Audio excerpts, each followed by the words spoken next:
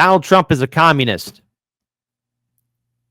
Donald Trump is a socialist. Excuse me. Why are we asking this question if he is a communist or a socialist? Well, CNN thought this would be a good idea to talk about it. Yeah, I know. Because we talked about this in a previous segment a few months ago. But here we are. Donald Trump. Is he or is he not a communist or a socialist? I'll let you decide. Let's get right to what America's talking about. Is Donald Trump a socialist? Did anyone get that memo? So someone tell the crew at RBN or Due Dissidents. Donald Trump's a socialist. All right, guys. He's a socialist. Provocative question is being posed by a conservative columnist as more on the right slam what the president is doing to the economy. But it is deeper than the right's caricature of socialism with AOC and Bernie Sanders, that everything should be free and capitalism is the enemy. In the Dispatch, Kevin Williamson writes that real socialism in countries includes, quote, a centrally planned economy, one that is dominated by state action. Here are just some of his examples. Socialists use sacrifice as a theme. Be content with less to help the nation. Does that sound familiar to you? We may have short-term. Look, not a full-on expert on socialism, communism or anything else, but I think I could recall them saying that the people do deserve more than the meager means. Again, that the people are taken care of, not by minimalists. I think CNN is getting its definitions wrong again. Now I get it. There's a lot of different issues to be called up about all different types of governments here, but you're saying that Trump is a socialist and that he's pushing a socialist agenda. Nothing about Donald Trump drips or oozes about socialism. Socialism and Donald Trump, oil and water, it doesn't mix. Nothing of it mix. Some little pain, and people understand that. There'll be a little disturbance, but we're okay with that. I'm just saying they don't need to have $30. They can have $3. They don't need to have 250 pencils. They can have 5. Number 2, control. The government should decide everything from prices to interest rates. Now, if that sounds familiar, it's because you just heard Trump say it last week. Quote, we are a department store and we set the price. I meet with the companies, then I set a fair price, what I consider to be a fair price. He goes on to say, I set the tariff on countries. And socialism trait number 3, a figurehead, someone who says, I'll be the one to exert that control, to make the decisions. Sound familiar? To anyone on Wall Street this morning, I would say trust in President Trump. Life's going to be beautiful here in America. Trust in Trump. The investors trust President Trump. Come on, let the guy build America back and trust him. And he's really, really on it. And we haven't even mentioned Trump's spending spree ideas like no taxes on tips without justifying how to pay for them. So, question for the table here. I mean, Arthur is like, you're looking Trump at me. A socialist? Is he a socialist? No, look. Is this MAGA? No, this isn't a skit from Saturday Night Live. This is an actual segment that CNN thought was a brilliant idea to do. Oh, hey, Trump's a socialist. Nothing that Trump said was socialist. Okay? I think that's fair enough to say, hey, folks, let's have democracy in the chat. Is Trump a socialist? Type 1 for yes, kid, he is. This is a socialist policy that's being implemented by Donald Trump. Type 2, dude, no. Come on, be serious. Socialism? I know this is not exactly the road you want to go down, but I had this conversation this morning with my wife. Like, does our 3-year-old need 10 dolls? Like, or can she get by with 2? Like, we got presents on Christmas, Easter, and your birthday. Those were the 3 days you got presents. But I think what Trump is saying is no pain, no gain. If we got to fix some stuff, we're gonna have to absorb some pain. But in the long run, trust Trump, and it's gonna work out. Okay, so the answer is he's not a socialist. That's ridiculous. It's insane. I mean, but a lot of the arguments that have been made by Republicans. CNN, you're kind of pulling this out of your butt.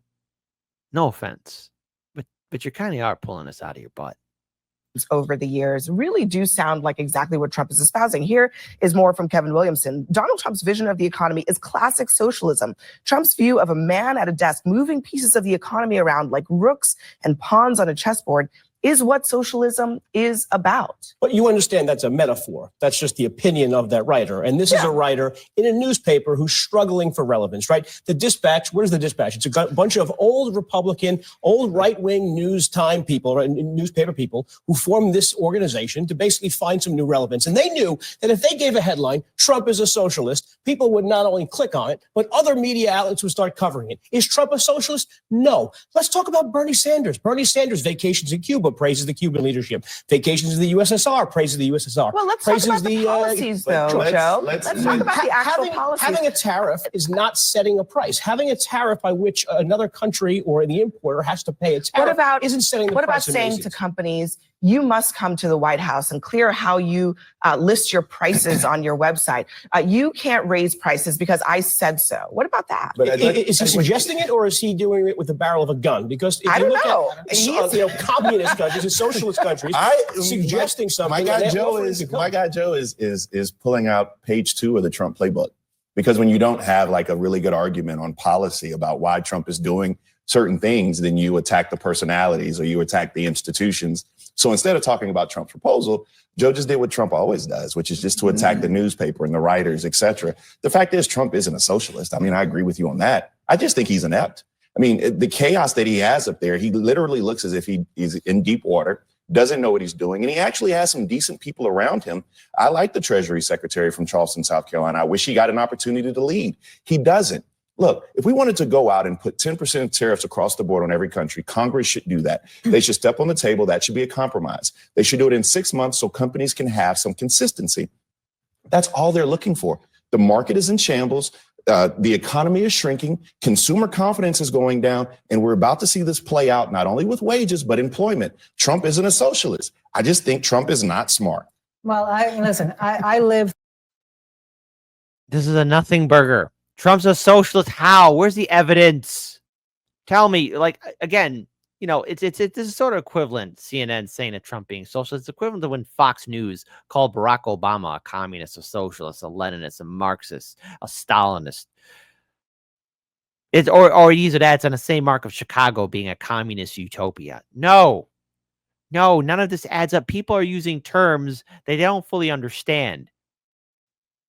Madness. Through a right-wing dictatorship in Nicaragua, Somoza, and I lived as a child through left-wing dictatorship, the socialists, the Sandinistas.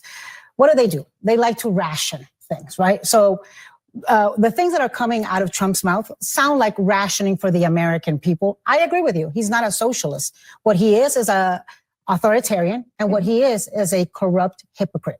Because at the same time that he's telling you that you can only give your children 5 pencils and 3 dolls, he is making billions of dollars. He and his family are making billions of dollars out of a crypto grift. His wife is getting paid tens of millions of dollars, $40 million by Amazon for a documentary based on the coffee book that she put out on her life. And so it's incredibly hypocritical for, these billionaires to be telling the American people who are having a hard time paying for their groceries that they should endure a little pain. It is cruel.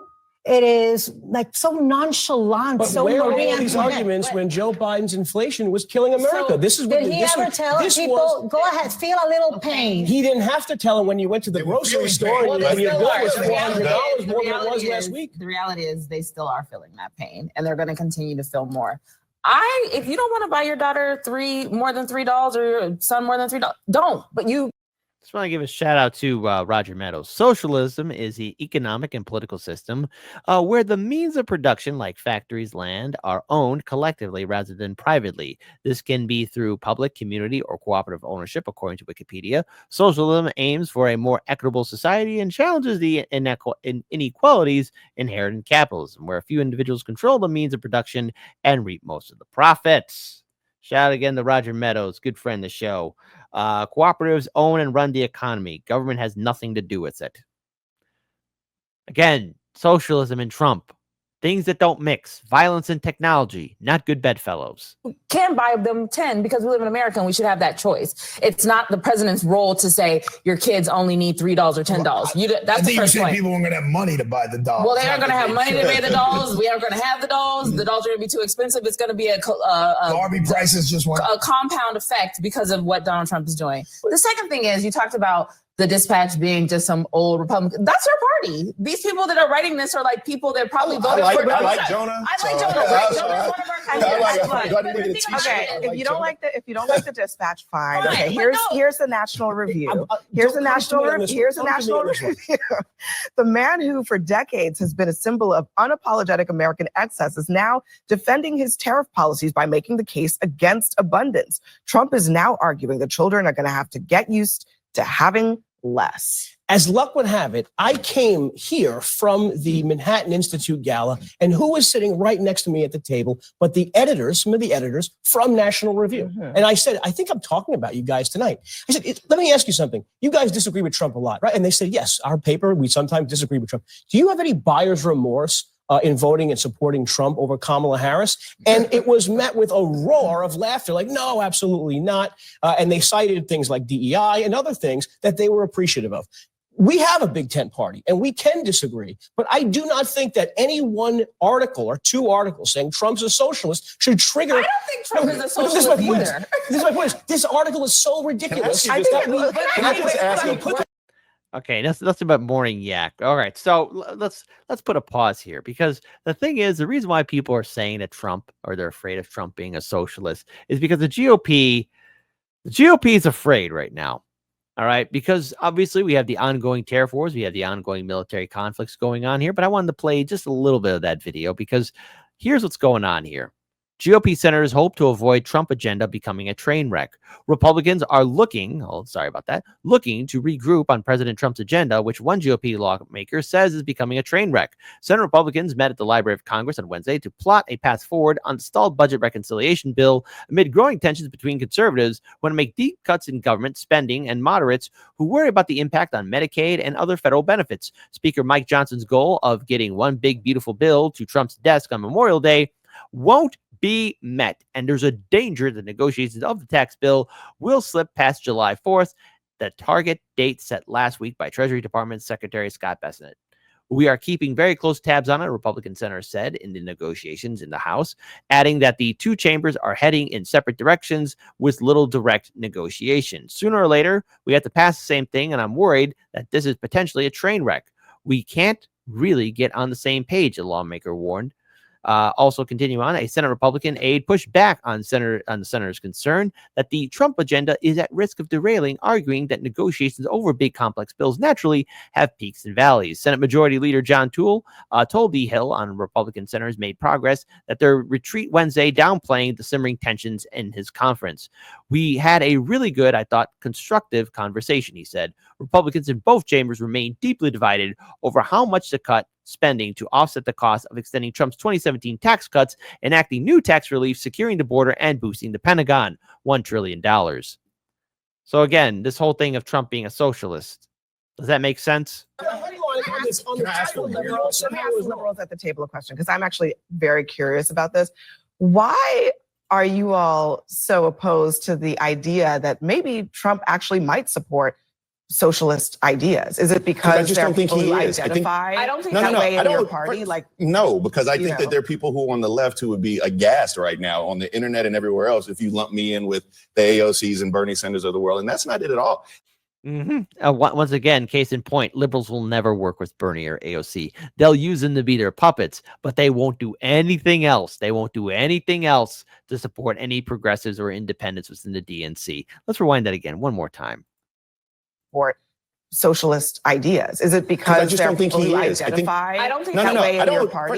No, because I think that there are people who on the left who would be aghast right now on the internet and everywhere else if you lump me in with the AOCs and Bernie Sanders of the world, and that's not it at all. I just think we're giving Donald Trump too much credit. And what I would also, I didn't think that calling Trump a socialist was necessarily giving him credit. because it seems as if he's accidentally falling into some robust political policy. This is what's not ringing true, though. Look at the automobile industry based on these tariffs. Do you know how many companies are now going to build their cars in America? Honda's expanding their plant. Volkswagen is expanding. Within 6 months.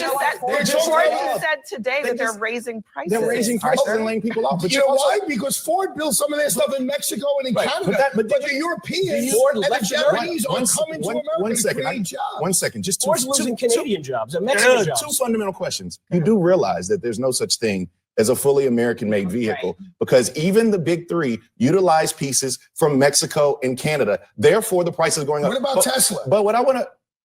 Tesla is the number one. Why you say that? Tesla is the number one vehicle made with American parts. let me respond. Honda is number two. Arthur, let me respond to that. Tesla is more American made than those other cars, but even they have said the tariffs are going to hurt us. But do you think the tariff is good policy? You too. That's what I mean. That's the large question. Do you actually think? I don't think 145% on China. Do you think this willy-nilly tariff policy is good? Not the insults on the Dispatch or National Review and eating that rubber chicken. I do like seeing them fight, but notice it's distraction too. Is Trump a communist? Is Trump a communist? Is he a communist? Is he a socialist? No, he's none of those things. Trump is, as he always has been, he's a capitalist through and through. He believes in capitalism. This is just a way to get people to be scared of, and this is what's coming to any term of progressive or socialism, okay? Or either that democratic socialism, because they're wrongly defining things. They're wrongly defining people. When Chicago's called a communist or a socialist utopia on Fox News, no, it's a corporatist utopia. It's a neoliberal nightmare. And in turn, when you create this fear, guess what that means? Corporate media can reference this little segment here, or either that, continue to hype in on it and say, hey, AOC, wasn't she with DSA? Bernie Sanders, isn't he a communist? That's how propaganda works. Because everyone has Trump derangement syndrome, and anything associated with Trump is deemed toxic. That's the big game. The big game is to make people afraid of Trump or anything that might circle around it, even stuff that's thrown around him that's caught in his gravity as it's circling around him, like the moon around the earth. Anything that's labeled or in association with Trump will cause an irrational fear of it, and thus continuing on the cycle of misinformation. That's how it's working here, folks. That's what we're witnessing here. Fear propaganda for the next election cycle, and also to discredit those who might challenge the system.